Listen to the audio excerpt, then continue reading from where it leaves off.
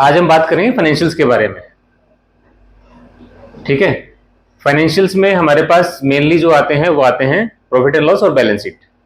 Profit and loss और balance sheet कौन से अकाउंट्स होते हैं? Final accounts.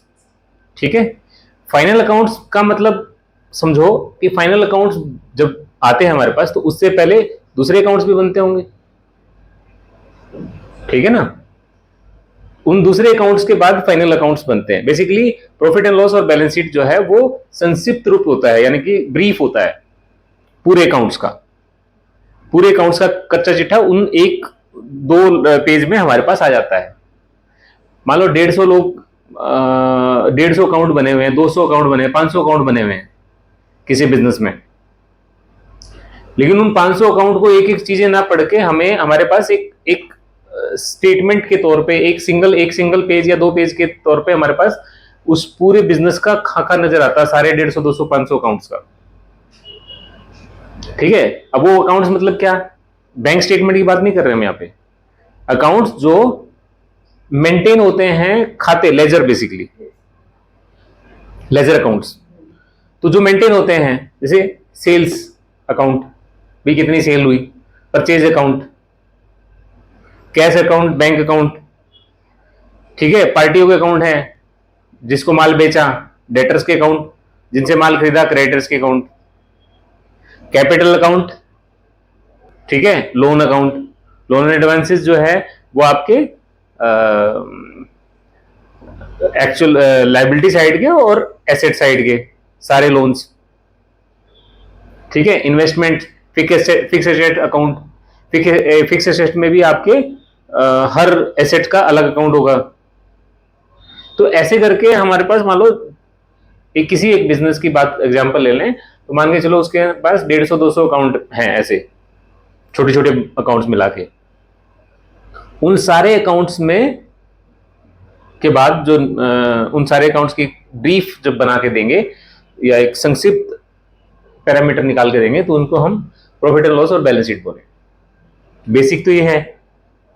ठीक है, अब हम लोग कंफ्यूज होते हैं, जैसे यहां पे मैं इसी बात में क्लियर कर दूं, एनेक्चर्स की बात करते हैं कि एनेक्चर्स। ठीक है, हम कहते हैं जी एनेक्चर्स या शेड्यूल्स नहीं है, बैलेंस शीट के शेड्यूल्स या प्रॉफिट एंड लॉस के शेड्यूल एनेक्चर नहीं है। हम कंफ्यूज हो जाते हैं सर कि कौन सा मांगना है, कौन सा नहीं मांगना है, क्या करना है, क्या नहीं मांगना है।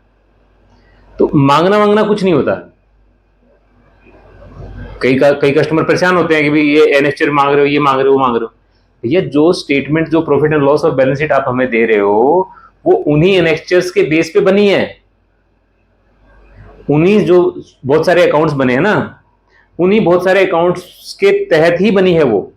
अब मेनली हम लोग जो एनेक्चर्स, मेन फोकस हमारा क्या किन चीजों पे होता है? कैपिटल अकाउंट, हालांकि हमें सारे ही चाहिए लेकिन मेनली जैसे कैपिटल अकाउंट पे फोकस होता है, कैपिटल का लेजर चाहिए हमारे को।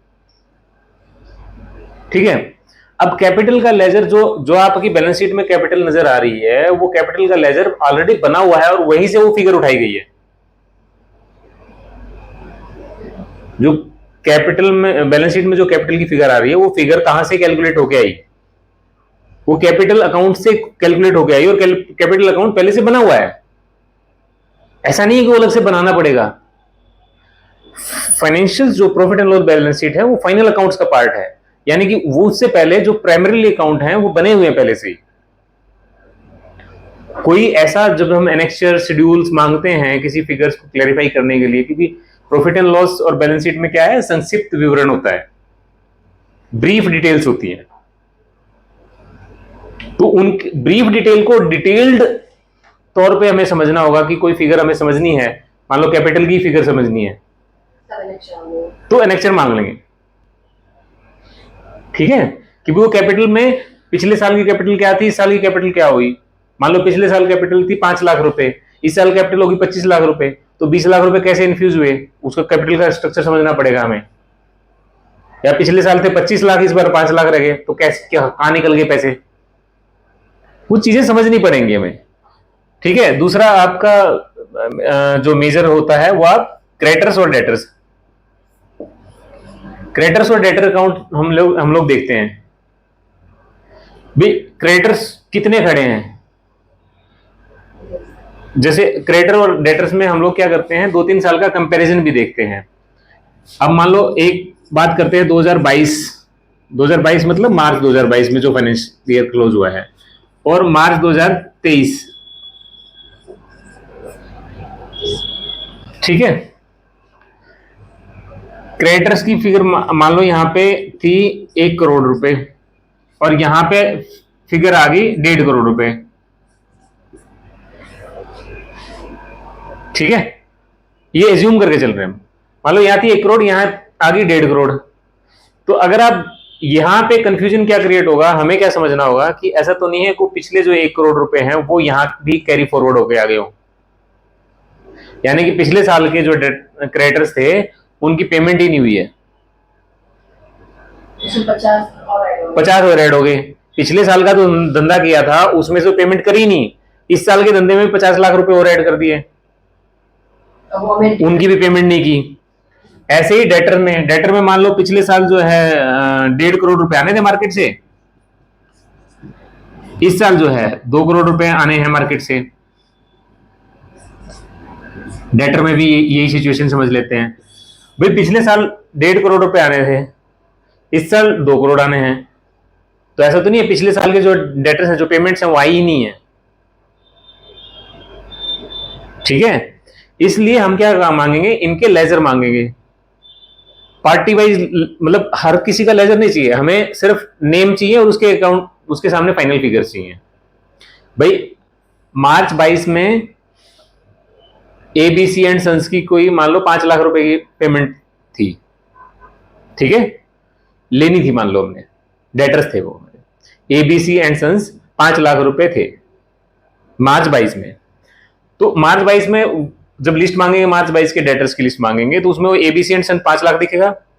मार्च 23 में मांगेंगे तो वो 5 लाख, अगर 5 लाख ही खड़ा है, ठीक है, सेम फिगर आ रही है, तो फिर वो ट्रिगर होगा कि भाई ये क्या कहानी हुई है, क्या प्रॉब्लम हुई है कि पेमेंट आई क्यों नहीं, वो पैसे रुक गए, 1 साल में पेमेंट ही नहीं आई, ठीक है। अब मान लो यहां पे पिछले साल 5 लाख थी, इस साल 15 लाख हो गई, बढ़ गए, तो फिर भी ट्रिगर हो गया कि भाई क्या कहानी है, 5 के 15 हो गए। देन फिर हो सकता है हम उसका, उस पर्टिकुलर पार्टी का लेजर अकाउंट मंगाए अलग से। ये तो हम लिस्ट मंगाते हैं, डेटर की लिस्ट, यानी कि 50 डेटर्स हैं, 50 क्रेडिटर्स हैं, तो उनकी लिस्ट दे दो जी party wise, ABC and sons के 5 लाख, सीबीडी के 10 लाख, 15 भी XYZ के 25 लाख, ऐसे करके सिर्फ नाम और उनके फाइनल फिगर्स, ये हम ऐसे मंगाते हैं। बट जिन उनको मंगान के जब एनालिसिस करेंगे और कोई फिगर्स हमें अनजस्टिफाइड सी लग रही हैं, तो उन फिगर्स का फिर हम लेजर भी मंगा लेंगे, उस पर्टिकुलर पार्टी का लेजर मंगाएंगे कि पिछले साल कितनी ट्रांजेक्शन हुई तेरे पास, कितने बार गया पैसा, कितनी बार आया, माल बेचा पेमेंट आई, माल बेचा पेमेंट आई, या माल खरीदा पेमेंट गई, माल खरीदा पेमेंट गई, कितनी बार हुआ ऐसा, वो जेन्युइन नजर आना चाहिए। अगर वो जेन्युइन नजर आएगा तब हम आगे बढ़ेंगे कि हाँ यार जेन्युइन बिजनेस ट्रांजेक्शन हो रही हैं। और ये सारी चीजें पहले से ही बनी होती हैं, टैली में डेटा पहले से ही होता है, टैली या जो भी सॉफ्टवेयर वो लोग यूज करते हैं, कोई भी कस्टमर हमारा, वहां पे पहले से ये डेटा होता है। तो हमें अलग से कुछ, मतलब ऐसा नहीं होता कि भाई सालों लग जाएंगे, मुश्किल से 5 मिनट का काम नहीं होता, बस टिक करा, क्लिक किया और टक से निकल के आ गया। लेकिन ये डिटेल मांगने में 15-15, 20-20 दिन, 30-30 दिन खराब कर देते हैं कस्टमर। और हम लोग कहां अटकते हैं, क्योंकि हमें भी समझ नहीं है कि एग्जैक्टली हम मांग क्या रहे हैं। तो हम ऐसा कोई भी डॉक्यूमेंट नहीं मांग रहे जो पहले से ही अवेलेबल ना हो या उसका एनालिसिस पहले से किया ना गया हो। वो सारा एनालिसिस पूरा रिकॉर्ड बनाने के बाद ही प्रॉफिट एंड लॉस और बैलेंस शीट बनते हैं, वो बाद की फिगर, फाइनल अकाउंट्स हैं। प्रिलिमिनरी अकाउंट पहले तैयार होते हैं, लेजर सारे बनते हैं, पूरे साल लेजर बनते रहते, सारी साल की एंट्रियां टिक होती हैं। उनके बाद उसमें से फिर फाइनल अकाउंट तैयार किए जाते हैं बेस्ड ऑन दी, जिसको हम एनेक्स्चर्स या शेड्यूल बोलते हैं। उन एनेक्स्चर और शेड्यूल के बेसिस पे ही फाइनल अकाउंट तैयार किए जाते हैं। और फाइनल अकाउंट्स के साथ में जो प्रॉफिट एंड लॉस और बैलेंस शीट है उसके साथ में एनेक्चर या शेड्यूल क्यों लगा दिए जाते हैं? कि रेफरेंस के पर्पज से, कि हमने कौन किसी कैलकुलेशन कैसे की हुई है। अगेन सेम ही बात है ना भाई, उनसे वो बनाए फाइनल और उसका ब्रीफ और दे दिया साथ में कि भाई हमने जैसे मान लो कैपिटल की फिगर दे दी, कैपिटल का लेजर अलग दे दिया जी, कैपिटल लेजर में हमने ये ट्रांजेक्शन करी है जी।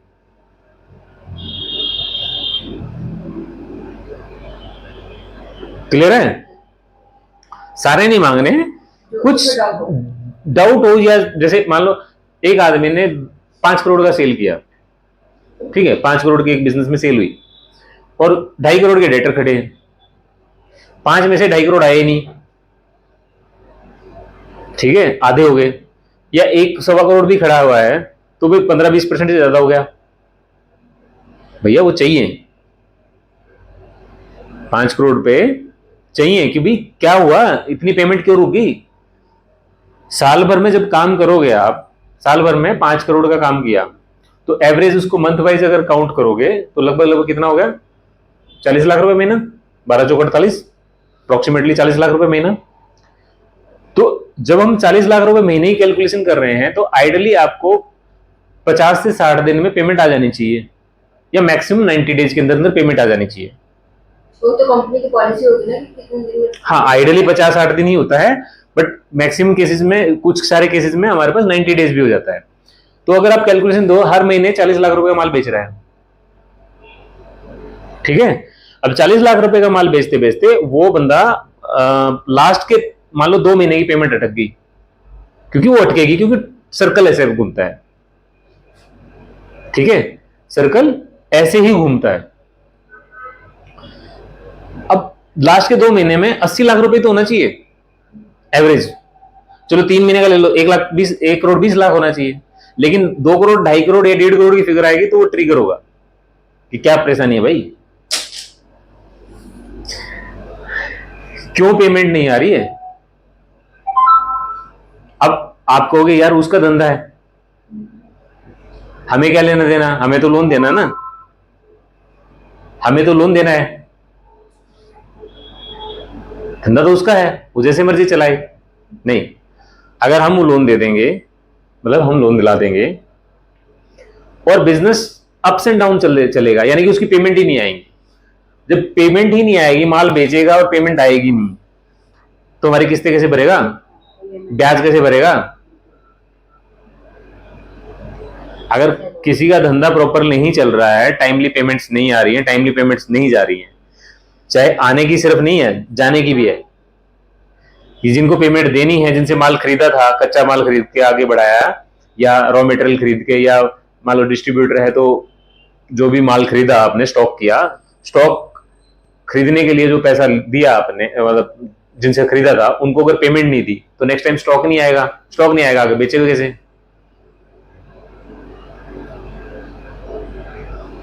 तो धंधा ना स्मूथली चलना चाहिए।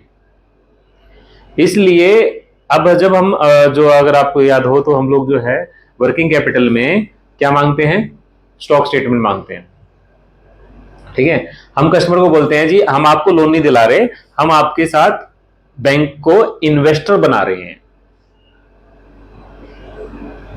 बैंक आपके साथ इन्वेस्टर बनेगा,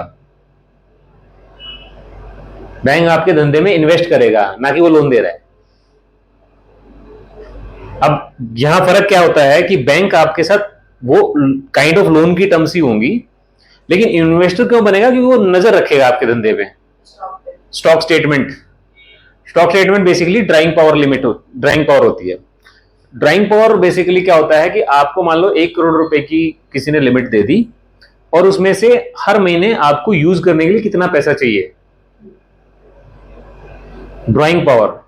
जो आपने वही बता दिया, टर्नओवर चाहे 7 करोड़ हो और अगर उसका सर्कल 2-3 मतलब 50 लाख तक का होगा तो उसी बेस पर उसकी लिमिट बनेगी। जी जी, ठीक है। तो before we start profit and loss और बैलेंस शीट वगैरह, उससे पहले मैं एक बार आपको ना एक ऑपरेटिंग साइकिल सिस्टम समझा देता हूं। किसी भी बिजनेस में, किसी भी एक बिजनेस का मॉडल लिखते हैं और उसमें हम लोग सबसे पहले ये समझेंगे कि ऑपरेटिंग साइकिल क्या है, ठीक है। बिजनेस ऑपरेटिंग साइकिल, फाइनेंशियल्स को समझने से पहले हम लोग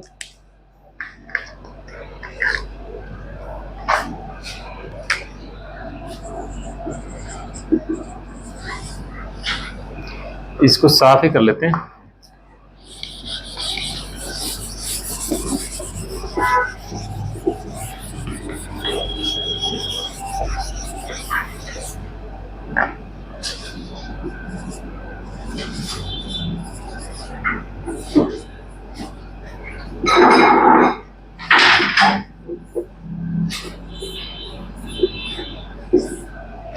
बिजनेस ऑपरेटिंग साइकिल,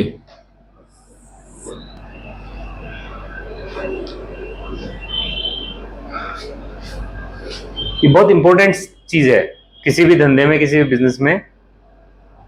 अब आप मान लो डे 1 बात करते हैं। डे 1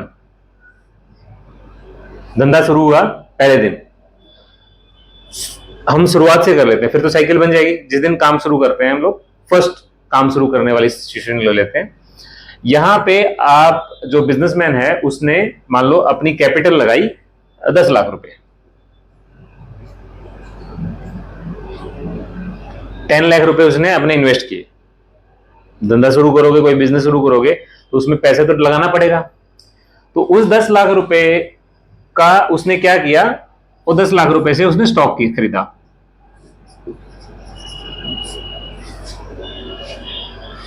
ठीक है, अब स्टॉक खरीदेगा यानी कि कोई भी माल खरीदेगा। अब हम यहाँ पे एग्जांपल किस चीज का लें, मैन्युफैक्चरिंग का, ट्रेडिंग का, किस चीज का, आप बताओ। मैन्युफैक्चरिंग ले लें। किस चीज का मैन्युफैक्चरिंग का उठा लें?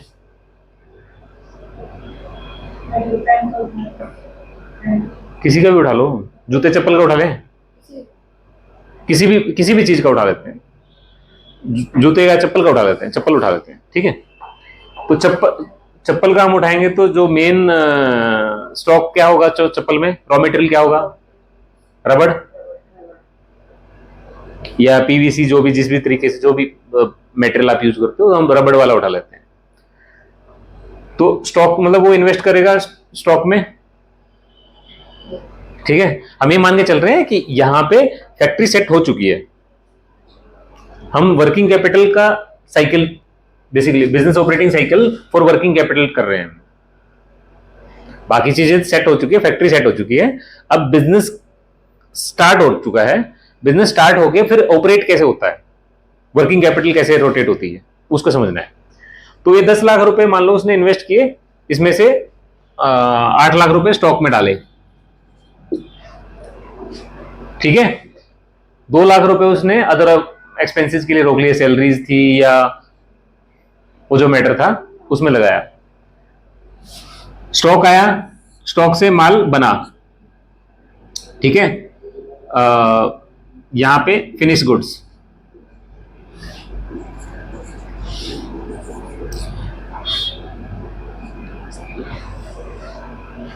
आठ लाख रुपए का माल खरीदा था, रॉ मटेरियल खरीदा, और प्लस 2 लाख रुपए की सैलरीज और वो सब कुछ मिला के 2 लाख रुपए वगैरह मिला के 10 लाख रुपए टोटल इन्वेस्ट हो गए, और यहां पे फिनिश गुड तैयार होगी उसके पास।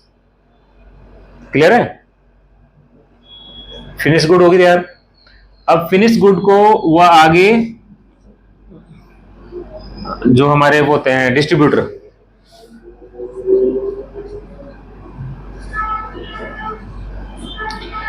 को ट्रांसफर किया।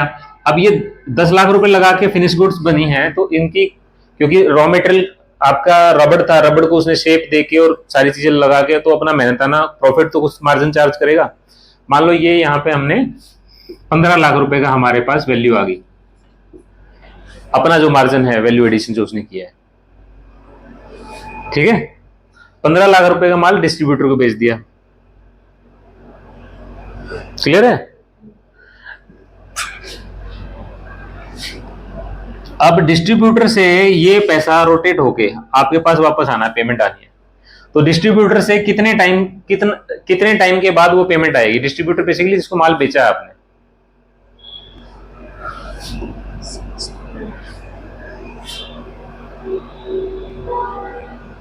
कितने टाइम बाद, जो भी साइकिल उनकी सेट होगी, 50 दिन, 60 दिन, 40 दिन, मान लो 60 डेज ले लिया आपने।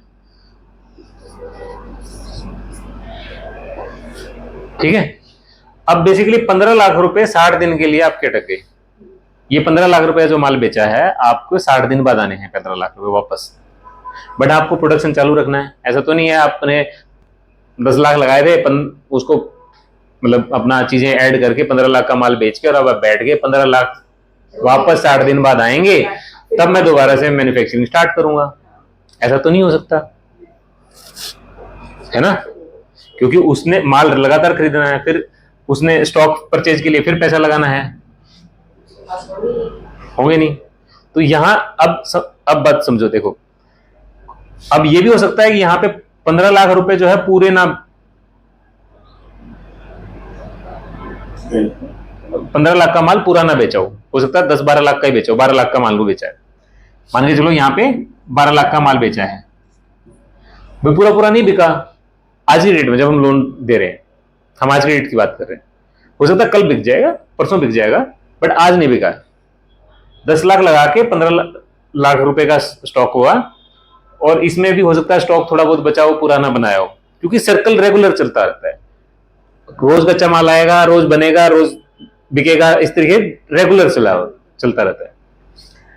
प्रॉब्लम आती है जहां माल उधार में बिकेगा और उधार में ही फिर स्टॉकिंग खरीदी जाएगी, क्योंकि यहां जब 60 दिन का उधार लेगा तो यहां पे भी तो जो 10 लाख तो उसने लगा दिए थे, बाकी वर्किंग कैपिटल कहां से आएगी, फिर यहां से जो क्रेडिटर से जिससे माल खरीदना है, रॉ मेटेरियल खरीदना है, रॉ मेटेरियल जिससे खरीदना है तो वो भी उधार में खरीदेगा। मान लो ये 40 दिन का या 50 दिन का है,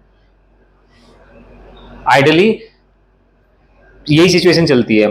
माल जब खरीदा जाता है, कच्चा मटेरियल जब खरीदा जाता है, कच्चा माल जब खरीदते हैं रॉ मटेरियल, तो वो कम टाइम पीरियड के लिए उधार मिलता है और जो फिनिश गुड्स हम बेचते हैं वो थोड़े ज्यादा टाइम के लिए उधार देनी पड़ती है। तो बिजनेस इसी तरीके से चलता है। उसका एक रीजन ये भी होता है कि भाई कच्चा माल जब आप खरीदोगे और उसकी पेमेंट अगर टाइमली कर दोगे तो उसमें डिस्काउंट्स मिल जाते हैं,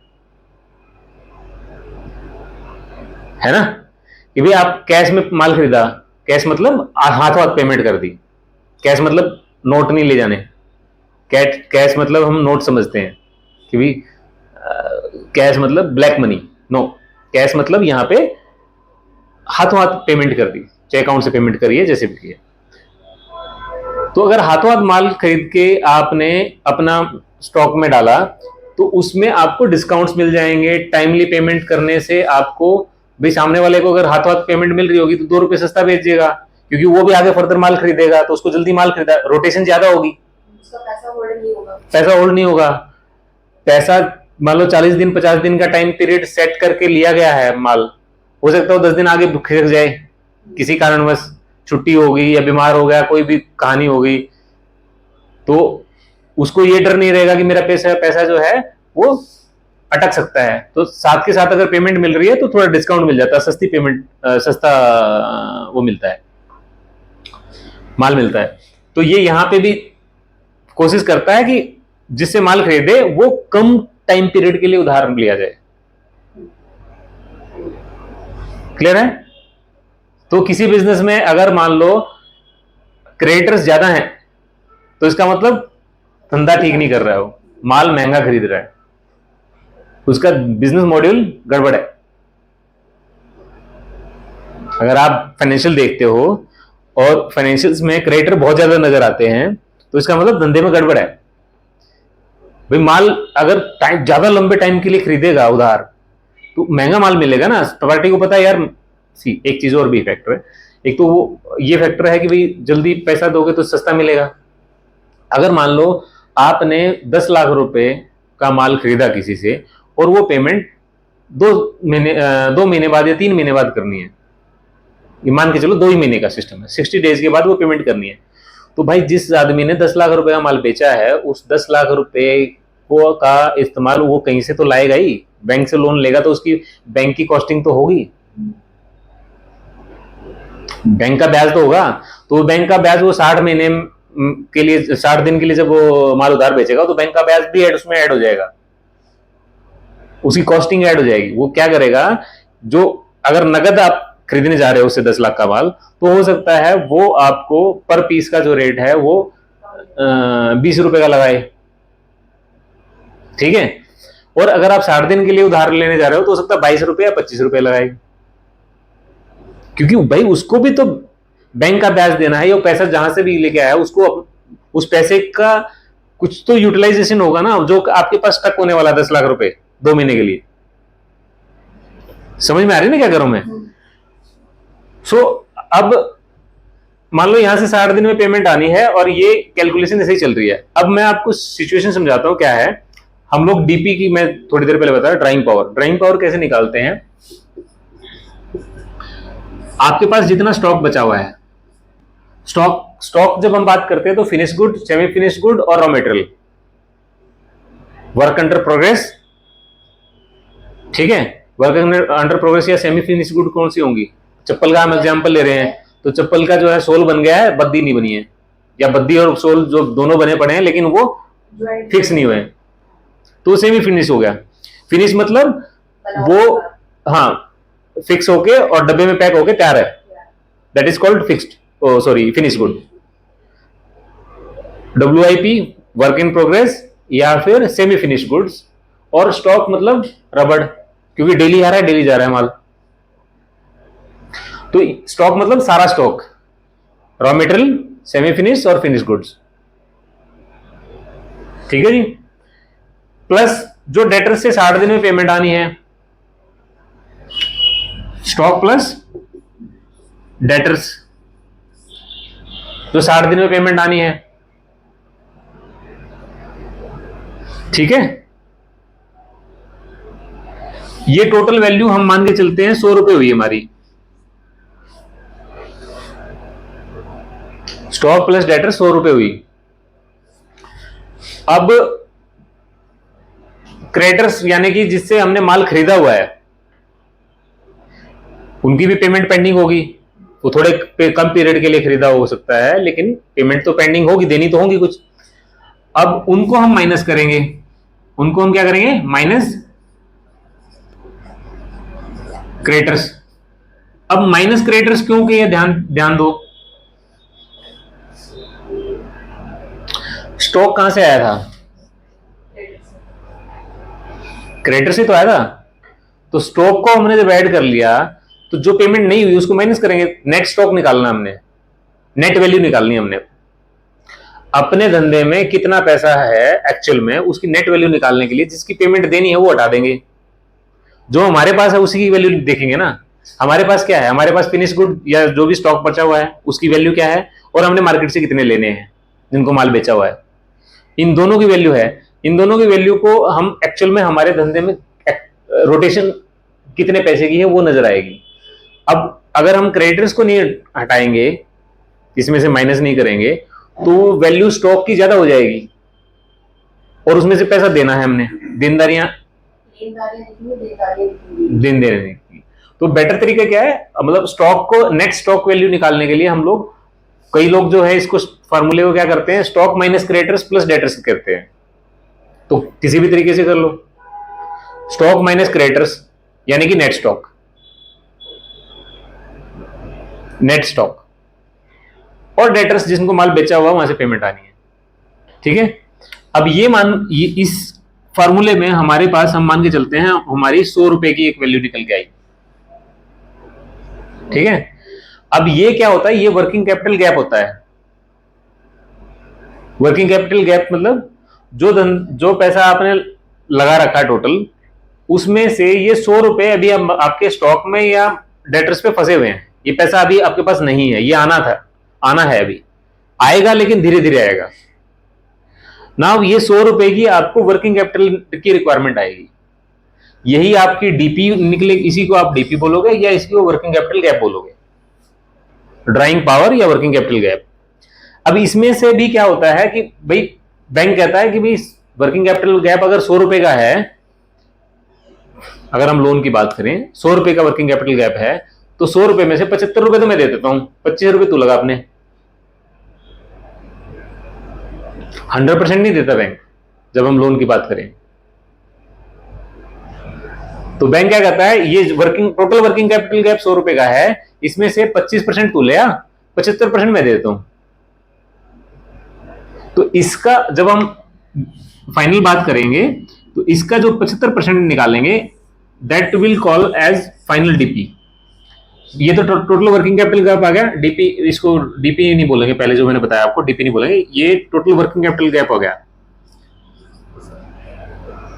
और उसका 75% वो आपका ड्राइंग पावर होगी, जो बैंक से पैसा आप ड्रॉ कर सकते हो। जो मैं बता रहा था 1 करोड़ की लिमिट है, और 1 करोड़ की लिमिट में से कितना पैसा निकाल सकोगे वो इस तरीके से डिसाइड होगा। वर्किंग कैपिटल गैप का 75%, 25% अपना लगा होगा। 25% पार्टी को अपना लगाना होगा। अब ये वेरी करता है, ये हर केस में हर बैंक का हर तरीके से वेरी करता है, केस टू केस वेरी करता है। कई केसेस में 25 का 20% भी होता है, और कई केसेस में 25 का 40% भी होता है। ये हर केस में अलग होता है, कोई स्टैंडर्ड रूल नहीं है। हाँ, मिनिमम 25% इज रिक्वायर्ड। जो स्टैंडर्ड रूल है वो 25% का कहते हैं ना जनरल रूल कि 25-75। जैसे आप हाउसिंग लोन में भी जाओगे तो हाउसिंग लोन में भी क्या है, 75% का लोन मिलेगा और 25% आपको लगाना है। अब वहां अगर हाउसिंग लोन की कंडीशंस में जाओगे तो एक कंडीशन ये भी है कि जो छोटे लोन है, अफोर्डेबल हाउसिंग है, वहां पे आप 80% और 90% तक की भी फाइनेंसिंग हो जाती है। तो सिमिलरली हर बिजनेस का थोड़ा बहुत मॉड्यूल रहता है, चेंज रहता है। ठीक है जी। अब ये हमारी दो चीजें होगी, बिजनेस ऑपरेटिंग साइकिल मतलब किस तरीके से धंधा चलता है। रॉ मटेरियल, सेमीफाइनल, फिनिश और फिनिश। हाँ, तो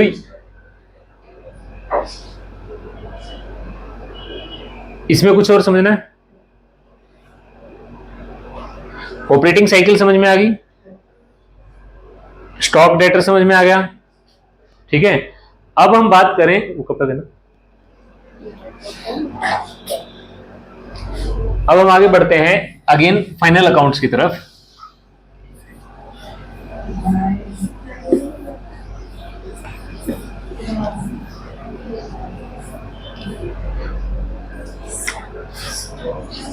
पहले हम बात करेंगे प्रॉफिट एंड लॉस अकाउंट।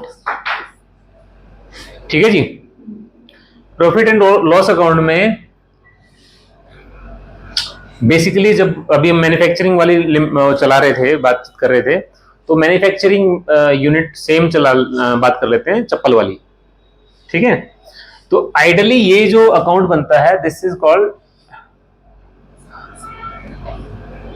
या manufacturing and profit and loss account. ठीक है, जो हम लोग पढ़ते थे। आइडली ये लोग इस चीज को लिखते नहीं है, सिर्फ प्रॉफिट एंड लॉस अकाउंट बनता है। ट्रेडिंग वाले केस में trading and profit and loss account बनता है, वहां पे लिखा हुआ। हाँ, लेकिन 99% वो सिर्फ प्रॉफिट एंड लॉस अकाउंट पे खत्म कर देते हैं, उससे आगे बढ़ते नहीं। तो profit and loss account basically इस तरीके से आपको नजर आएगा।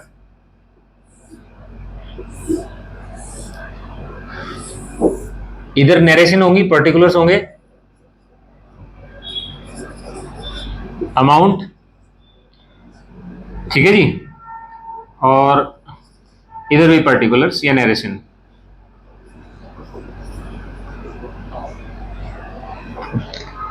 अब धंधे में सबसे पहले अगर मैंने जैसे बिजनेस ऑपरेटिंग साइकिल बताया था, तो सबसे पहले क्या किया गया था, रॉ मटेरियल परचेज हुए थे। तो इधर आएगा, अब ये हम ये बात कर रहे हैं ईयरली, इसके अंदर जितनी फिगर आएंगी वो ईयरली आएंगी। ठीक है, तो साल भर में परचेजेस कितने की हुई, 2 परचेजेस। परचेजेस पे कितना पैसा खर्च किया, मान के चलो किसी केस में 50,000 रुपए का माल खरीदा, हम एक एग्जांपल ले रहे हैं।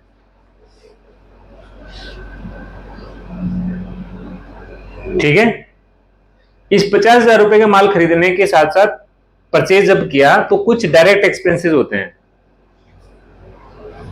डायरेक्ट एक्सपेंसेस मेनली यहां पे हम वो एक्सपेंस मानेंगे जो माल आपकी दुकान तक पहुंचने से पहले, कच्चा माल आपकी दुकान से पहुंचने से पहले जो खर्चे आएंगे, वो आइडियली क्या खर्चे होंगे, ट्रांसपोर्टेशन, लोडिंग वगैरह, ठीक है, before that raw material reaches to your office या फैक्ट्री।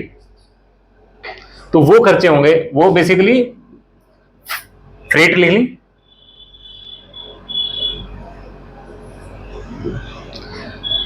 फ्रेट जो है मान के चलो इसमें 2,000 रुपए का हो गया,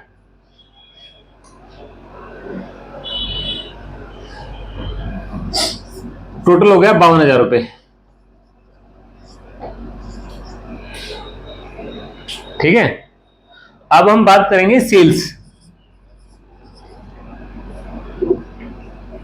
भाई माल आ गया, बन गया, अब बेच दिया, साल भर में कितने का माल बेचा, अब 52,000 की तो टोटल कॉस्टिंग थी, 52,000 के अगेंस्ट में उसने मान के चलो 1,00,000 रुपए का माल बेच दिया,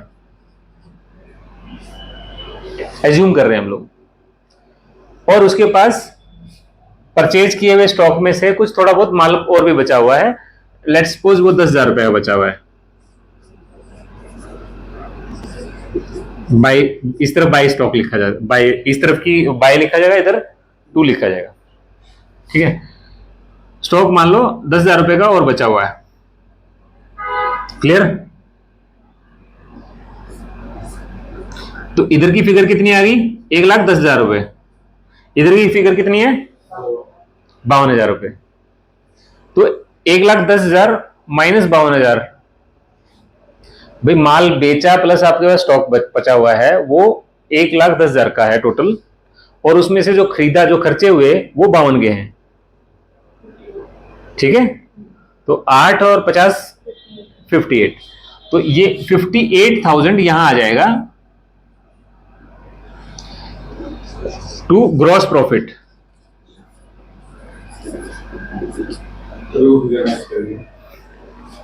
तो तब जाके ये फिगर जो है यहां पे पूरी 1,10,000 रुपए आएगी। आप देखोगे ना दोनों साइडें बराबर होनी चाहिए,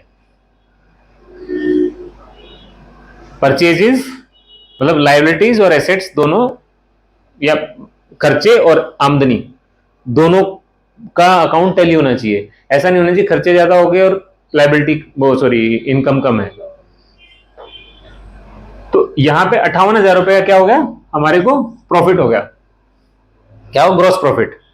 अब 58,000 के ग्रॉस प्रॉफिट को इस तरफ लेके आएंगे हम, इसमें से नेट प्रॉफिट निकालने के लिए।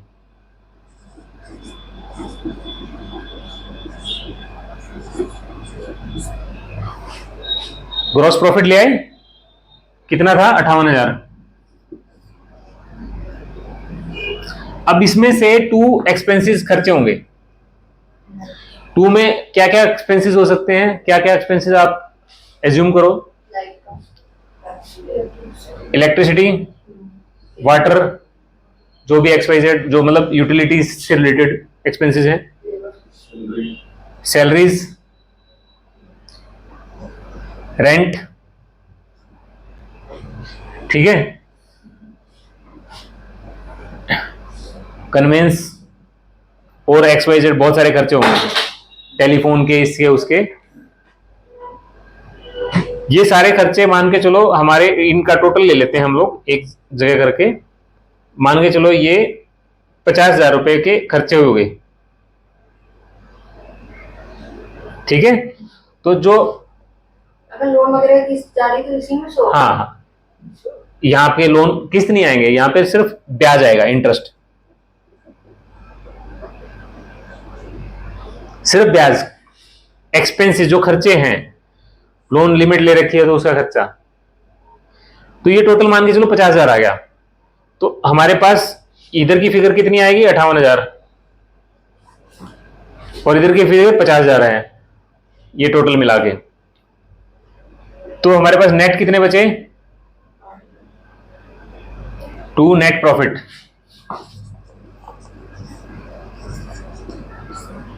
8,000 रुपए।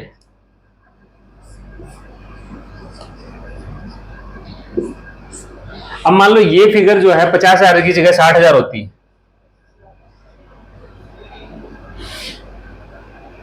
ठीक है। तो इधर की फिगर इधर आती 60,000, और यहां पे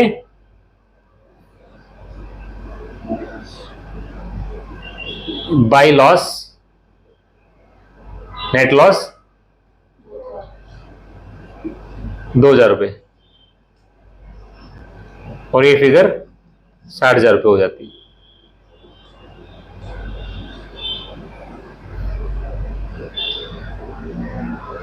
पर सर एक बात बताइए, जैसे इंटरेस्ट रेट देते हैं, ईएमआई तो कंपनी से ही कटेगी ना? ईएमआई कटती है, लेकिन ईएमआई में जो खर्चा है वो तो ब्याज का ही है ना। ईएमआई में दो चीजें होती हैं, ब्याज और मूल, प्रिंसिपल और इंटरेस्ट। तो खर्चा तो इंटरेस्ट का है ना, प्रिंसिपल तो वो आपने लिया हुआ वैसे के वैसे वापस दे रहे हो, प्रिंसिपल खर्चा थोड़े ना होगा। तो माइनस तो होगा ना, वो अमाउंट तो पूरा जैसे 10,000 नहीं 10,000 शो करेगा ना। प्रिंसिपल क्यों, प्रिंसिपल खर्चा थोड़े ना है, खर्चा ही तो माइनस करोगे ना। यहां हम एक्सपेंसेस की बात कर रहे हैं, खर्चे माइनस करने हैं, प्रिंसिपल खर्चा थोड़े ना है। वो बैलेंस शीट में आएगा, वो मैं बताऊंगा आपको। इसमें सिर्फ खर्चे और इनकम, इनकम आमदनी और खर्चे, इंटरेस्ट रेट भी खर्चा होता है, और सिर्फ इंटरेस्ट ही खर्चा होता है। कमाने के लिए जो पैसा खर्च किया गया, लोन लिया गया है तो पैसा कमाने के लिए लिया गया ना, बिजनेस करने के लिए लिया गया है, तो वो जो बिजनेस करने के लिए खर्चा किया गया वो यहाँ पे आएगा प्रॉफिट एंड लॉस में। अब ये ध्यान रखना, आपने हाउसिंग लोन लिया है, हाउसिंग लोन का इंटरेस्ट यहाँ नहीं आएगा, जो घर के लिए, हाँ वो पर्सनल काम के लिए है, हाउसिंग लोन का इंटरेस्ट यहां नहीं आएगा। हाउसिंग लोन का इंटरेस्ट पर्सनल एक्सपेंसेस है, तो वो आपका जाएगा कंप्यूटेशन में या बैलेंस शीट में। अगर आपकी प्रोप्राइटरशिप है तो बैलेंस शीट में जाएगा पर्सनल एक्सपेंसेस के तौर पे, कैपिटल से उठेगा वो, कैपिटल से निकलेगा। माइनस जो प्रिंसिपल होगा उसको कैपिटल से माइनस, दोनों चीजें माइनस होंगी, इंटरेस्ट भी और प्रिंसिपल भी, टोटल माइनस होगा वहां से। उसमें दोनों चीज माइनस हो जाएगी। कैपिटल अगर प्रोप्राइटरशिप फर्म है तो दोनों चीजें प्रिंसिपल से माइनस होंगी, सॉरी कैपिटल से माइनस होंगी, प्रिंसिपल भी और ब्याज भी। और अगर प्रोप्राइटरशिप नहीं है, प्रोप्राइटरशिप नहीं, हाउसिंग लोन के केस में तो वहीं पे होगा। प्रोप्राइटरशिप नहीं है तो उसमें तो कोई मैटर ही नहीं है, वो मान लो प्रोप्राइटरशिप के अलावा पार्टनरशिप वगैरह है तो वो तो पर्सनल में मूव हो गया खर्चा, पार्टनरशिप में तो होम लोन नहीं है।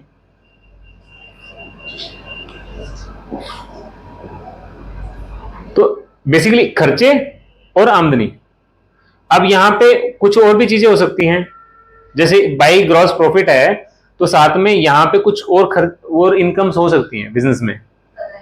अदर इनकम क्या हो सकती हैं? नहीं, रेंटल यहां नहीं ऐड होगा। अगर रेंटल कोई लोग यहाँ ऐड करते हैं तो फिर कंप्यूटेशन जब आप पढ़ोगे तो वहां पे फिर उसको माइनस करते हैं प्रॉफिट में से, टोटल प्रॉफिट में से। यहां खर्चे होंगे, जैसे यहाँ पे क्या चीजें हो सकती हैं, जैसे डिस्काउंट्स मिले आपको, डिस्काउंट्स मिले, बिजनेस ऑपरेटिंग एक्सपेंसेस मतलब इनकम्स होंगी, बिजनेस से रिलेटेड एक्सपेंसेस इनकम्स। बिजनेस से रिलेटेड इनकम्स क्या है?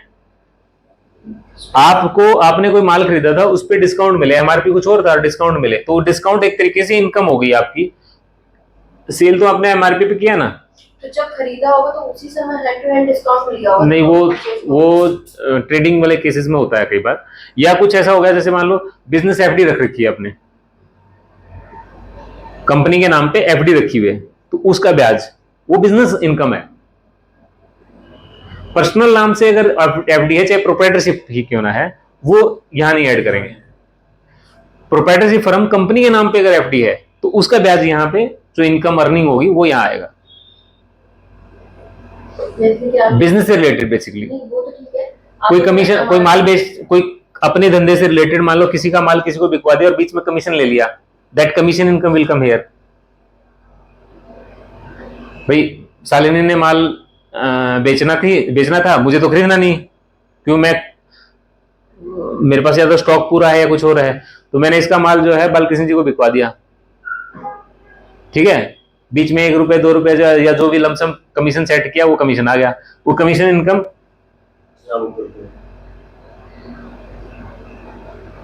छोटी मोटी होती है, वो अदर। मेजर इनकम तो आपकी बिजनेस इनकम है जो आप एक्चुअल कर रहे हो, बाकी छोटी मोटी इनकम थोड़ी बहुत, मान लो करोड़ों रुपए के बिजनेस में 2 4 5 लाख 10 लाख रुपए इधर उधर से आए तो वो इधर एडजस्ट हो जाते हैं। वो तो ठीक, डिस्काउंट वाला नहीं समझा रहा, मटेरियल जब मिलेगा जो भी होगा, जब जैसे मान लो कोई जूते का बॉक्स ही ले लिया मैं, फॉर एग्जांपल के लिए जैसे आप एग्जाम्पल पे अभी कल हम लोग उस पर बात कर रहे थे जो, वही बोल रहा हूं। हाँ आप बताओ सर। जैसे कि फॉर एग्जांपल के लिए ट्रेडिंग, हमारे कस्टमर है ना नवकार एंटरप्राइजेस, नवकार वाला। वो उनका काम क्या है, वो ट्रेडिंग करते हैं, ठीक है ना, तो डिस्ट्रीब्यूटर है एक एफएमसीजी प्रोडक्ट्स के डिस्ट्रीब्यूटर हैं, डिस्ट्रीब्यूटर है, और किसी एक प्रोडक्ट को उठा लेते हैं हम लोग, किसी एक प्रोडक्ट को उठा लेते हैं, कोल्ड ड्रिंक है।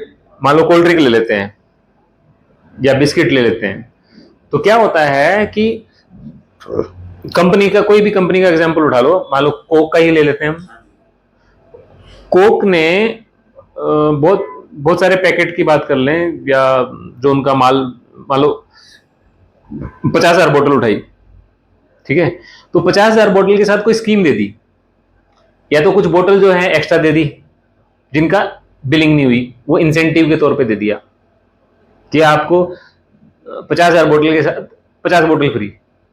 तो 50 बोतल की बिलिंग नहीं हुई ना, तो वो 50 बोतल लेकिन लाके खुद तो पी नहीं जाएगा, बेचेगा ही आगे, क्योंकि धंधा करना उसने तो। अब हम बात करते हैं बैलेंस शीट की। बैलेंस शीट में भी लेफ्ट राइट दो चीजें होती हैं।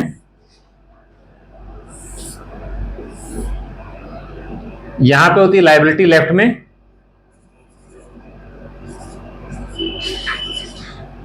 लायबिलिटीज का amount, assets right hand side में, और एसेट्स का अमाउंट।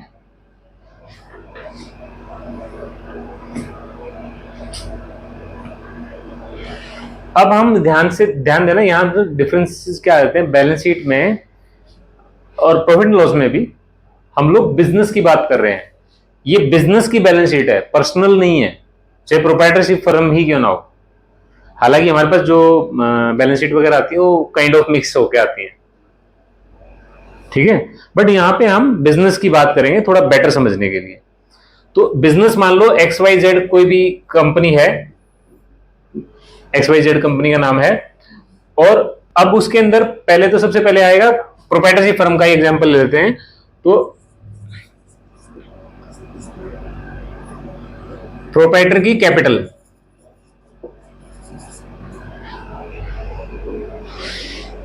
प्रोप्राइटर की कैपिटल, ये लायबिलिटी है बिजनेस को।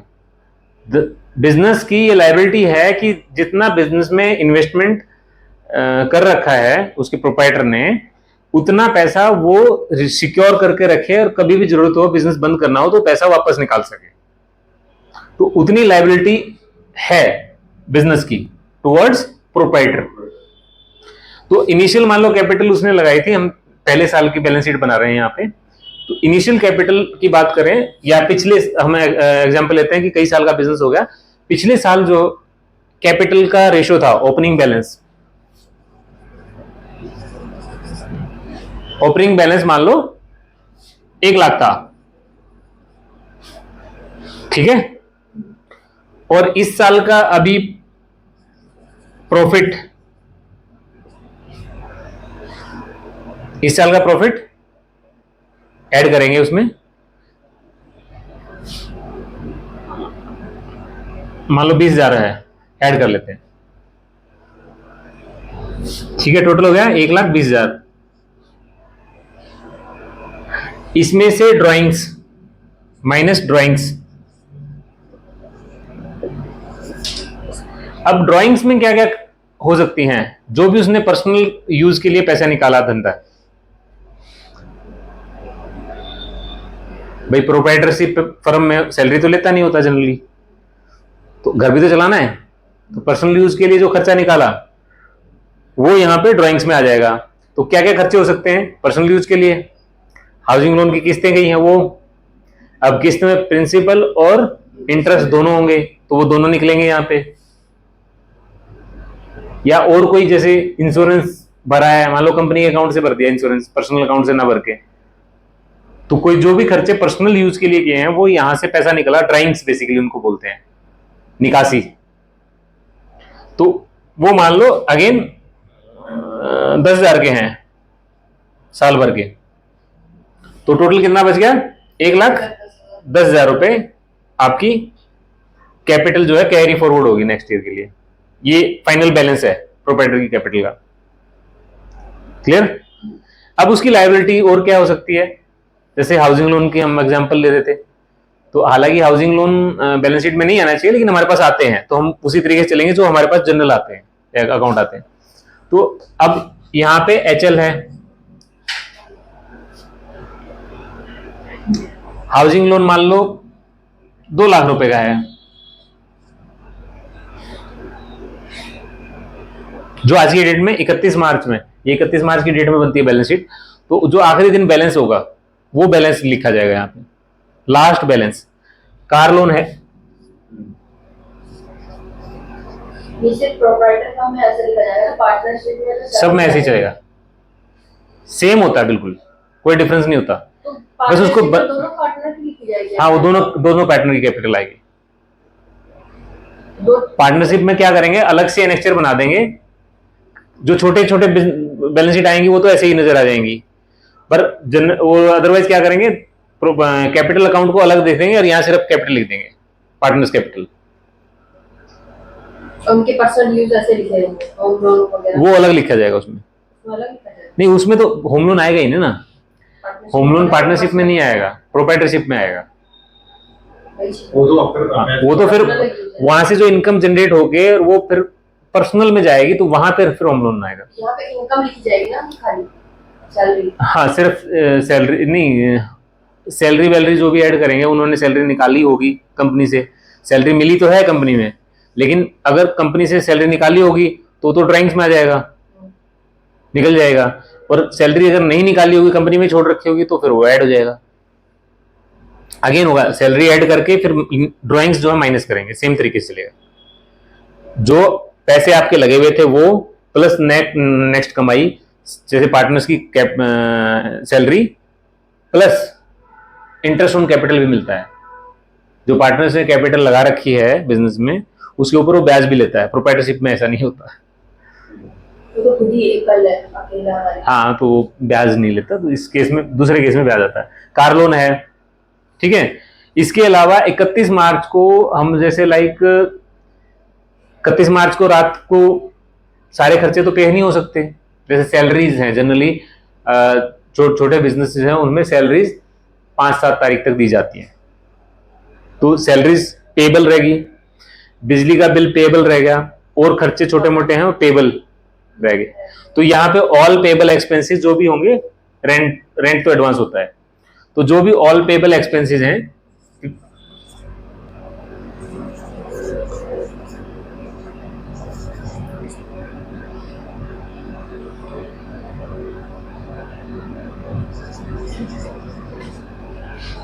ठीक है जी, 40,000 मान लो, तो अभी ये टोटल कितना हो गया, 1 10 और 2 4 लाख रुपए,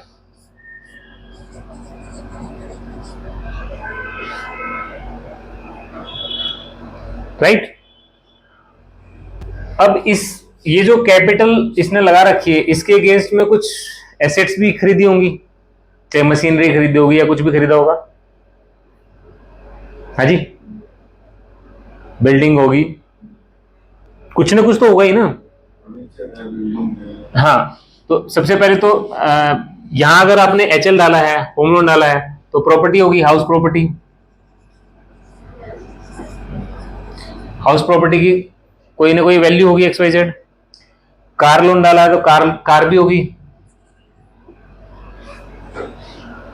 ठीक है, प्लस मशीनरी होगी,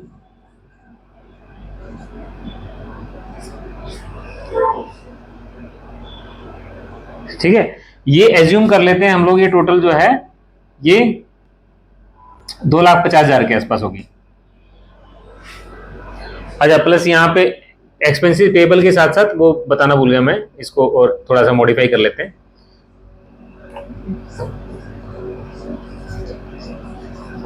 क्रेडिटर्स, जिनसे माल खरीदा हुआ, पेमेंट नहीं गई है, उसको हम ले लेते हैं कि 1 लाख रुपए है लगभग वो अमाउंट, ठीक है। अब यहाँ पे एक दो चीजें और भी आती हैं, जैसे फैमिली से पैसा ले रखा है, मान लो मैं हूँ प्रोप्राइटर किसी कंपनी का, और मैंने वाइफ से पैसा ले रखा है, भाई से ले रखा है, मम्मी से ले रखा है, कोई पैसा कंपनी में लगा रखा है, ठीक है, तो वो loan from friends and families, market से भी पैसे उठा हाँ, के अनसिक्योर्ड लोन्स हम लोग बोलते हैं। तो लोन्स जो हैं दो तरह के यहाँ पे आएंगे, सिक्योर्ड एंड अनसिक्योर्ड। अनसिक्योर्ड में भी जो बीएल वगैरह होते हैं वो अलग तरीके से लिखे जाएंगे, तो वो बहुत डिटेल्ड में चले जाएंगे अगर हम बहुत ज्यादा इसको आगे खींचेंगे। हम बेसिक समझाना चाह रहे हैं कि बेसिक समझ लीजिए कि क्या कहानी है, किस तरीके से ऑपरेट होता है चीजें, ताकि आपको बैलेंस शीट पढ़ने में आसानी हो जाए थोड़ी सी। फिर डिटेल में धीरे धीरे धीरे पढ़ते जाओगे, सवाल आते जाएंगे, तो मैं आपको पॉइंट टू पॉइंट समझाता रहूंगा। तो ये 2.5 लाख रुपए लगा लिया। अब मान लो कोई पेमेंट जो है, मतलब इसमें स्टॉक हमारे पास वैल्यू होगी 50,000, मान लो स्टॉक है, क्लियर है, और डेटर्स हैं जिनको माल बेचा हुआ है,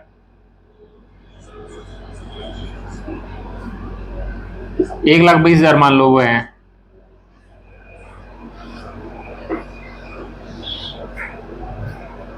क्लियर।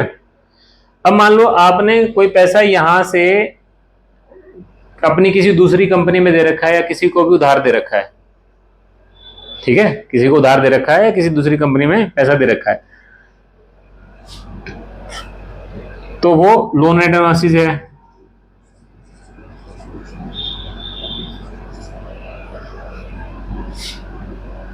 मान लो वो 30,000 रुपए दे रखा है, क्लियर।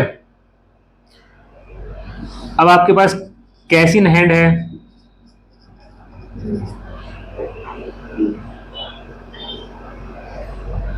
मान लो 20,000 है,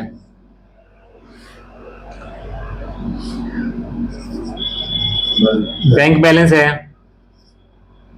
जिसमें एफडी वगैरह सब आ गएगी, कुछ भी है, तो वो मान लो 30,000 है, हो गया ना पूरा। 2.5 और 3,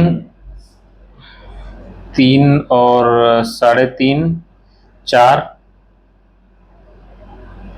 4.5 ही हो ना, नहीं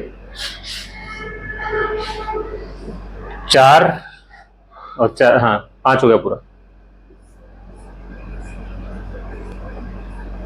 दोनों की साइड सेम रहेंगी। जो हमारी एसेट्स हैं, प्रॉफिट एंड लॉस और बैलेंस शीट में कई लोग कंफ्यूज होते हैं। एसेट्स को इनकम मान लेते हैं या इनकम को एसेट समझते हैं। इनकम इज लिक्विड फ्लो जो होता है, ठीक है, आती है जाती है, आती है जाती है।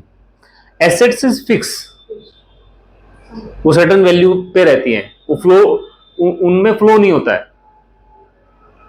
इसलिए इनको भी अगर हम देखेंगे ना, जब बड़ी बैलेंस शीट उठाओगे तो उनमें भी कैटेगराइजेशन अलग हो रखा होता है। जैसे ये जो एसेट्स होंगी आपकी, housing loan, car loan, house property, car और मशीनरी वगैरह, ये फिक्स एसेट्स का पार्ट है, फिक्स है। एंड करंट एसेट्स में आपका जैसे स्टॉक है, डेटर्स हैं, लोन एंड एडवांसेस हैं, या ये सारे करंट एसेट्स में, फिक्स एसेट्स और करंट एसेट्स। लोन एडवांसेस से अलग होता है। करंट एसेट्स में आपके डेटर्स, स्टॉक और कैश इन हैंड, और ये ऐसे ही यहां पे भी कैपिटल हो गया, लोन एंड एडवांसेस अलग हो गया, और current liabilities. Basically fix liabilities तो आपकी कैपिटल वगैरह होगी, लोन वगैरह जो आपने ले रखे हैं वो भी फिक्स लायबिलिटी का, लोन एंड एडवांसेस वो अलग होता है, उसका हेड अलग होता है।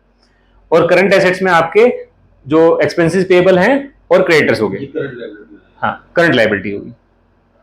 करंट मतलब चालू है, फ्लक्चुएट हो रहा है, चालू रहना, करंट अकाउंट, चालू खाता, वो वाला चालू नहीं,